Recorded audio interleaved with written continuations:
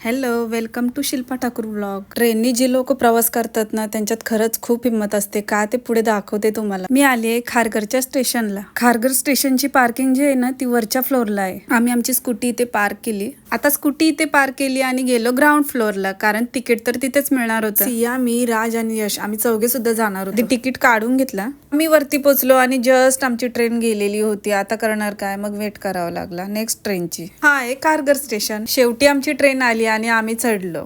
आणि आज वातावरण खूप छान होतं, पाऊस सुद्धा नव्हता पडत जास्त. फायनली आम्हाला जे घ्यायचं होतं त्या शॉपवर आम्ही पोहोचलो.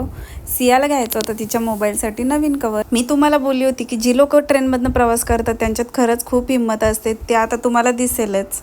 हा आहे पनवेल स्टेशन आणि आता जस्ट ट्रेन थांबली आणि लोक उतरत होती ट्रेनमधनं. ही बघा भाई, काय आहे, एका ट्रेनमधनं एवढी लोक उतरल्यात. मी तर बघून शॉकच झालेली.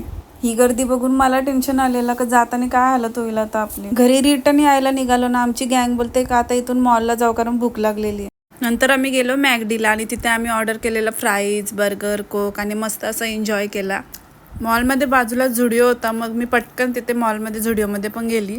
काही नवीन कलेक्शन आलंय का ते बघितलं. खूप छान छान कपडे आले होते तिथं. पूर्ण दिवस फिरून गेलेला, त्यामुळे जाम थकली होती. आणि हां, तुम्हाला जर माझे ब्लॉग बघायचे असतील तर माझ्या चॅनेलला सबस्क्राईब करा.